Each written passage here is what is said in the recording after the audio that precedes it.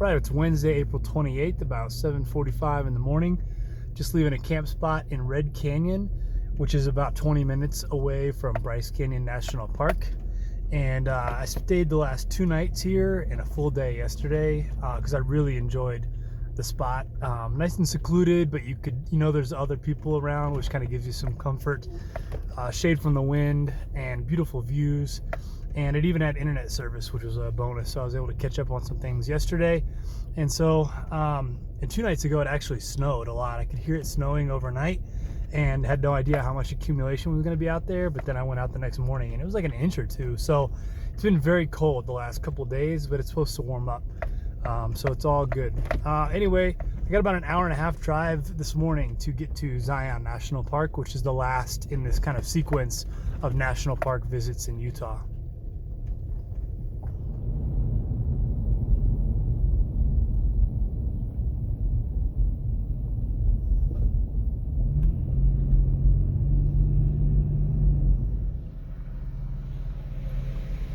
Morning. Morning.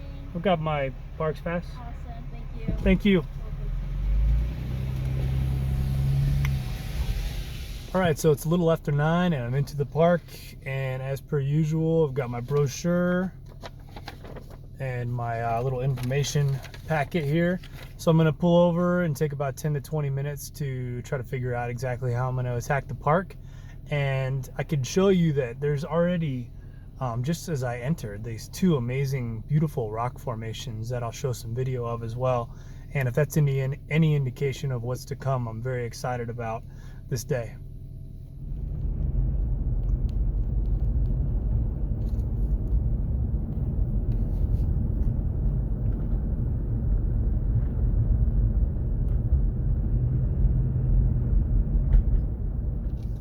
Right, so I just drove through pretty much all of the park that you can actually drive through in your own car, but apparently the best parts of the park you're only allowed to use from spring through the fall. You have to use their shuttle system. So I just parked in the overflow parking because it's already really busy, and I'm going to try to hop on the shuttle. Okay, new plan. So I made a couple of rookie mistakes. The first one was I accidentally drove before I got to the visitor center all the way through the park and had to come back in. And then second mistake was there's a huge line to get on this shuttle, and which is the only way you can go see this scenic drive. And you have to buy your tickets like 2 to 3 weeks in advance. They're sold out. And so I wasn't that thrilled about getting on a big crowded bus anyhow. So all's well that ends well. I am just going to check out a couple more remote areas of the park and see what I can see up there.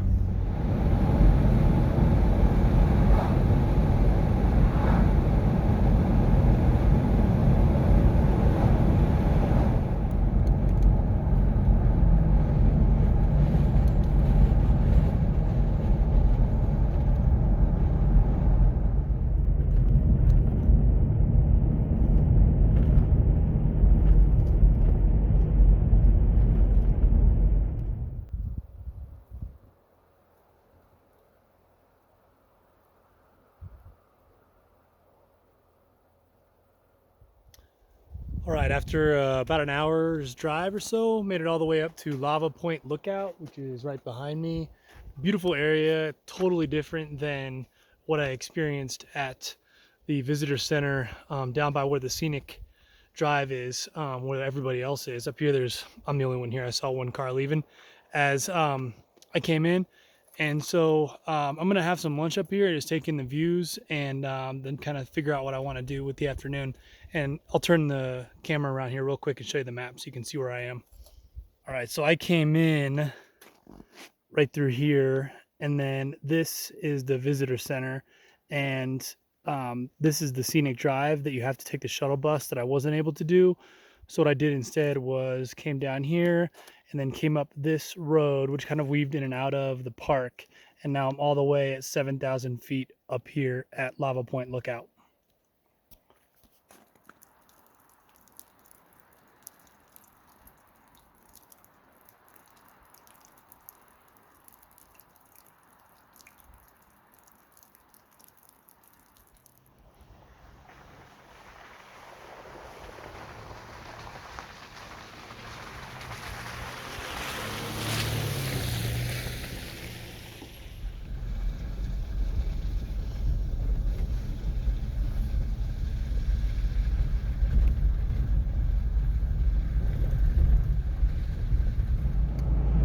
So just leaving Lava Point and had some lunch and took in the views for a little bit. And I think I'm gonna kind of start heading back down towards where I came from, which is about an hour's drive.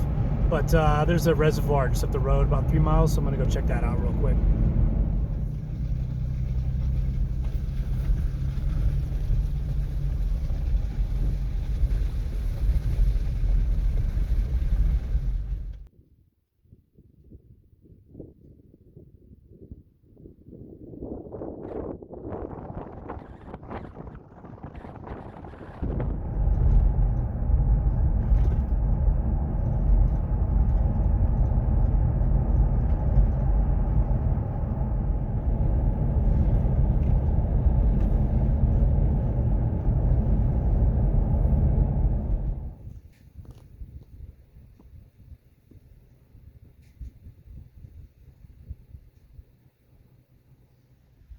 Right, so it's about 3 o'clock, and it was kind of tough sledding getting a camp spot this afternoon. I'm in the Dixie National Forest, which is about 20 or 30 minutes away from Zion National Park.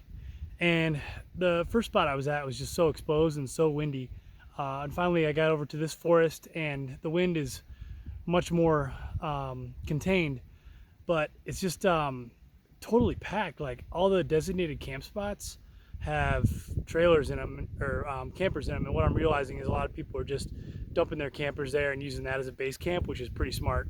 I can't do that. So anyway, I've kind of found a spot. It's not really a sanctioned one, but hopefully they don't send in the National Forest SWAT team after me tonight.